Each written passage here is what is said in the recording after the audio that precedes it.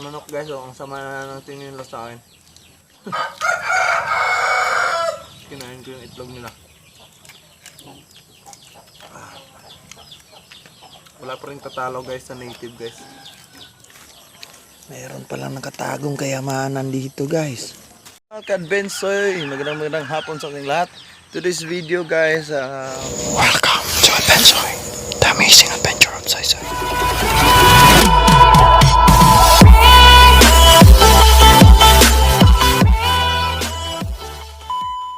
dadalhin ko lang kayo sa ating pinagkakaabalahan ngayon. So, yung ginagawa nga pala natin guys, hindi ko lang sana to videohan pero wala tayong may content. So, pagtiyagaan nyo na lang na.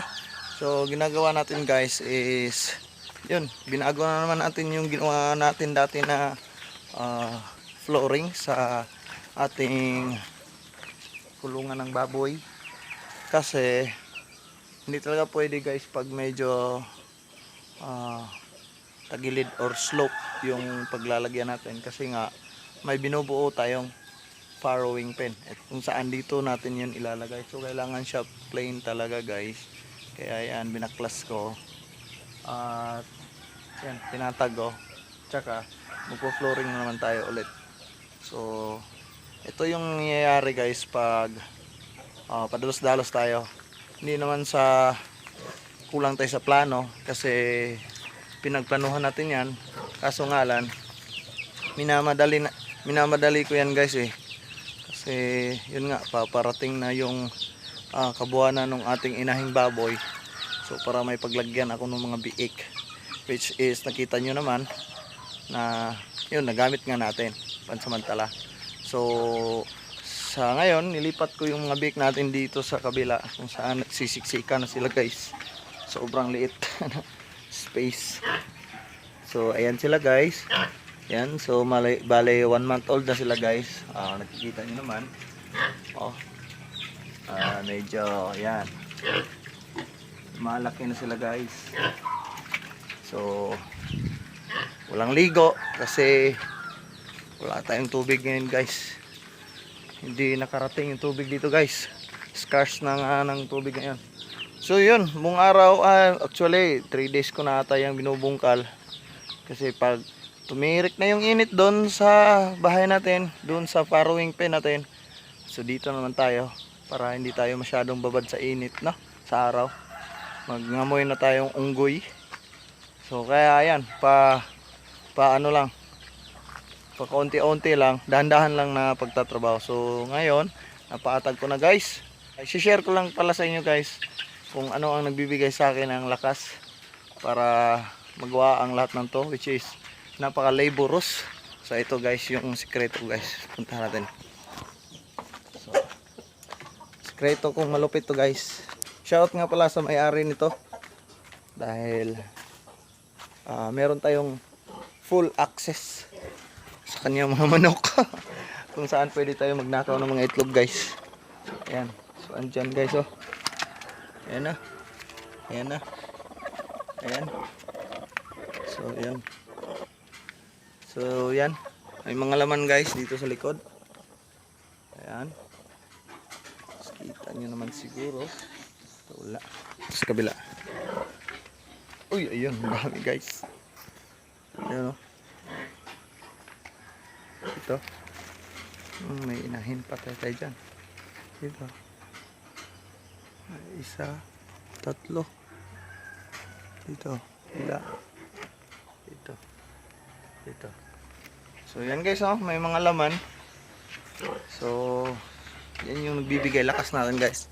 Diyan tayo nagnanakaw ng itlog para gawin nating pang merienda. So actually nakakuha na tayo guys. So habang magbubungkal ako, yun, sinasaing ko guys, or sinasaing, ano yan, bigas, nilalaga ko guys, naglalaga tayo dito. So dito guys, kunin ko muna. Ayan na guys, yan yung nilaga natin. Sayang wala tayong sili guys, napaka scarce ng sili dito ngayon guys kasi tag init. So ito guys, lahat to guys, nilaga na to lahat guys. Sa 20 piraso ata to guys. Ito may marker. Ewan, anong term ni Utol? Nagyan ng marker. Hinuli ko. Hinuli. Ninakaw ko. So, ito guys. Hindi ko rin to naman kayang ubusin lahat. Dinamihan ko na lang na ang paglaga para meron din tayong may uwi doon. At makakain din sila. Kain tayo guys. So, ito yung sikreto ko guys. Para magkaroon tayo lagi ng lakas. Itlog lang guys, itlog lang. So, thankful tayo kay Utol guys. Dahil nalibre tayo sa itlog. Marami isang itlog dito guys. Kaya yan. Sky is the limit mga tay.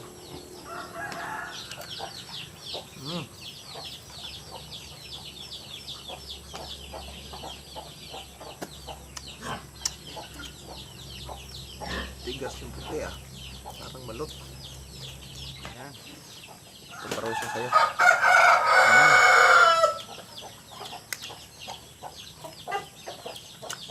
Palagay nyo guys, ilan siguro na mauubos ko nito guys. Yung mga manok guys, ang sama na natin nila sa akin. Kinain ko yung itlog nila. Wala pa rin tatalo guys sa native guys. Napakalayo talaga yung ng agwat ng lasa nila. Native versus mga hybrid na chicken. Wala. Napakalayo ng lasa guys. Yung native parang siksik talaga yung lasa niya guys. Tapos hindi malansa. Yung mga itlog na nabibili natin sa supermarket, mga grocery, malansa. Tapos pag nilaga mo, malalaki nga pero parang ano bang sa expression, parang cotton lang na. Hindi siya siksik, hindi katulad nito sa native. Hindi nga masyadong may kalakihan. Pero sulit naman kasi sobrang siksik. Siksik na siksik. Guys, brown.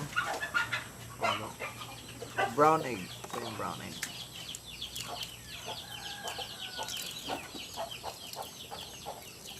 So, ito yung ginagawa ko guys. Pag kunwari, sobrang init tuwing tanghali. Tapos, tingnan nyo yung dilaw guys, no? Sobrang init. Tapos, tinataman akong umuwi kasi mayroon pang trabaho dito hindi natatapos.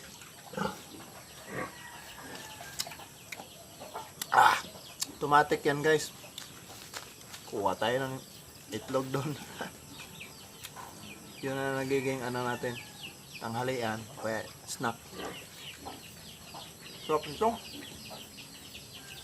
Hindi ako mananawa sa itlog guys, promise.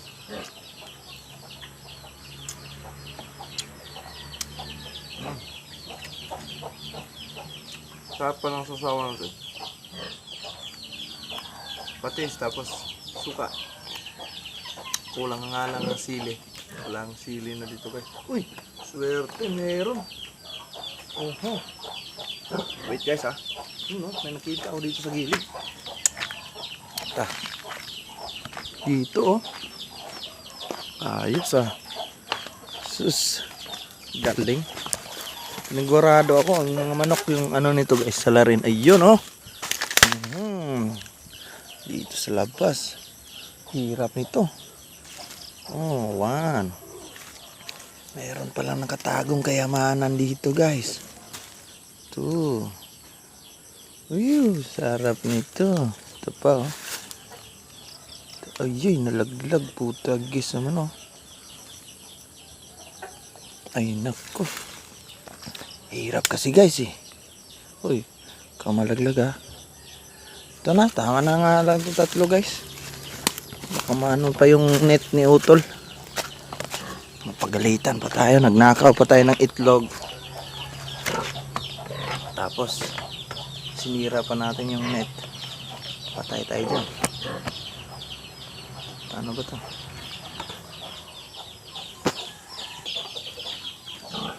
Ano na guys? May sili na tayo. Hirap nga lang dukutin guys kasi nasa labas ng ano, bakod ng net. Pero at least meron tayong tatlo. So okay na rin to.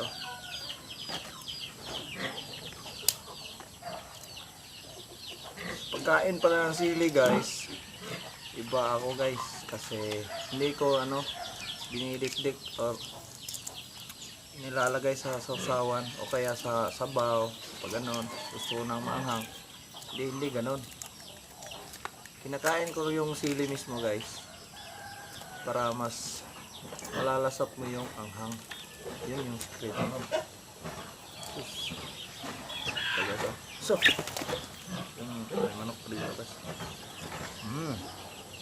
Ito guys, kainin mo. Yan.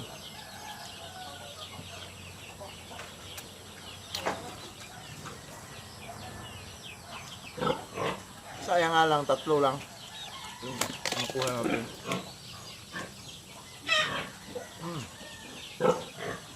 Pangalawang itlog na yun guys. Tatlo na ata din, no?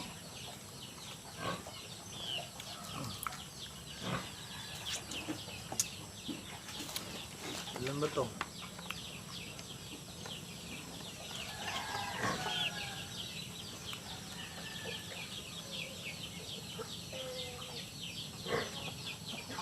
Uy, di man na pala. Di man na anta na ubos ko guys. Ayan, next.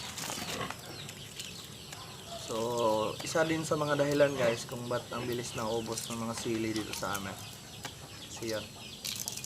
Ako, ang partner ko, si Otol, mga pinsan ko. Lahi kasi kami ng mga ibon guys. Nakain kasi namin yung sili. Kaya yan. Hindi na maka-recover yung sili guys. Kaya namamatay sila ng mabilis. Ito, ayun naman yan. Ganyan ako kumain ng sili o gumagamit ng sili. Nakain ko guys.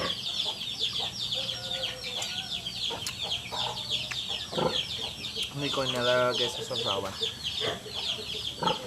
Mas masarap kasi pagkainin mo. Nalalasap mo yung anghang mismo. Ang hanga. Ayot na sila ito Mabot sa tenga ko guys yung anghang. Sarap. Solid.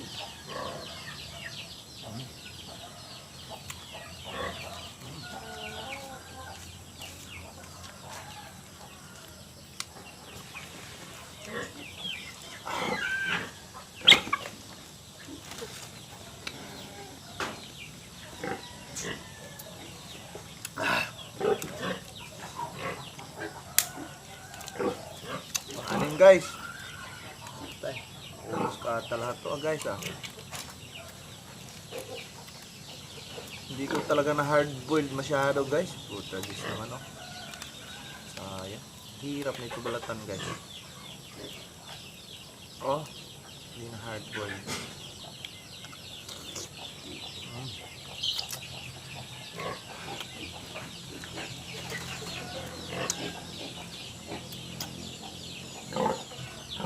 Ito na siguro na magiging hapunan ko guys. Malamang sa alamang.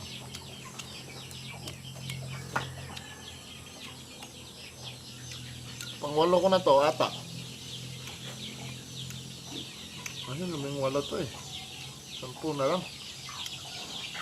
Takaw ko sa itlog. Ito yung nabasag.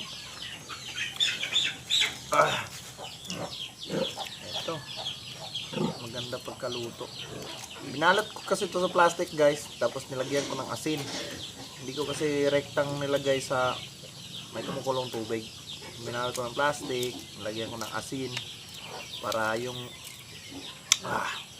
lasa ng asin ay papasok sa loob ng itlog. Para mas lalo siyang luminamnam. Ito. So sa kasamang palad, isa na lang yung sili natin guys. Marami tayong itlog. So bahala na.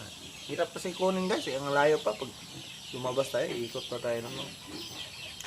So at least mayroong anghang tayong na nalasahan kahit pa paano, no? Kasi boring yung pagkain guys pag walang maanghang. Ito. Ito.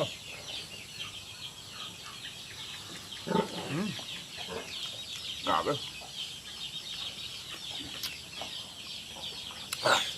Grabe yung anghang guys. Nangangagat ng dila. Grabe, pagkagat ko pa lang, sumabog agad yung yung anghang. Init na ng guys, tenga ko. Ito panghuling kagat. Wala, hati-hati ko na lang.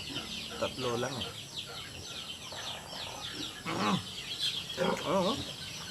Dito yung anghang gas oh.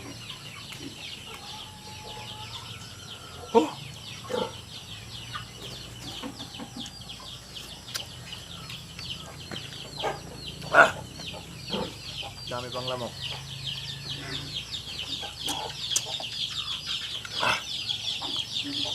Paano ba to?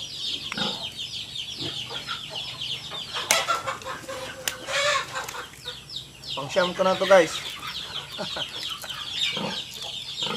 Kaya sino ba namang malilipasan ng gutom pag andito? Hanggat andyan yung mga manok ni Otol, hindi ako malilipasan ng gutom dito guys. Promise.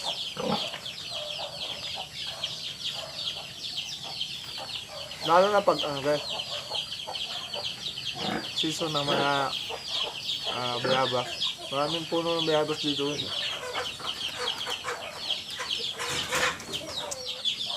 Napalagay ko guys, kaya ko ubusin ito lahat. Dami pang space. Pero, end muna tayo guys kasi nagdidilim na, dumidilim na. Tapos, sakusuin ko muna yung baboy, Inangat-ngat na naman yung kulungan niya guys. Maglalaway siguro dahil nakita niya tayong kumakain ng itlog. So hanggang dito lang siguro guys. Maraming salamat sa panonood dyan. So sa mga egg lovers dyan, pasensya na at hindi ko yung maalok. Hanggang takam-takam lang kayo muna dyan ha. So hanggang dito lang. Maraming salamat mga Kadbinsoy. See you next time. Peace out. Bye bye. Guys. So sobrang busog ko guys. Kumain pa talaga ako ng isa guys. Bali 10 yung naubos ko. Kape muna, kape. Didilim na guys. Kawawa yung mga sisiw guys Mga bagong pakawala ni Utol yan guys. Nagsiiyakan na kasi yung nanay nila yun. Dumapo na sa taas. Diyan sila natutulog guys. Ayan. Diyan sa taas diyan. Diyan sila. Diyan sila natutulog. Pero maya guys pag nagdilim na talaga ng tuluyan guys, pinupuntahan niya ni Utol dito guys para padapuin din yung mga sisiw. Kasi nga pag ngayon bababa din yan guys. Di pa kasi sanay, kakapakawala niya lang yan. Kasi marami na siyang nagsipisaan na mga inahin. Dito guys sa likod ko may laman. Yung mga kulungan dyan may laman din. So tapusin ko na itong kape. Tapos uuwi tayo para magluto ng hapunan. Time check. Ay, dami ng lamok. 5:54. Pagka-uwi natin doon, magluto tayo ng hapunan. Tapos magwe-weld tayo ng mga at least 1 hour lang doon sa ating parawing pen kasi madilim na. Gamit lang tayong flashlight.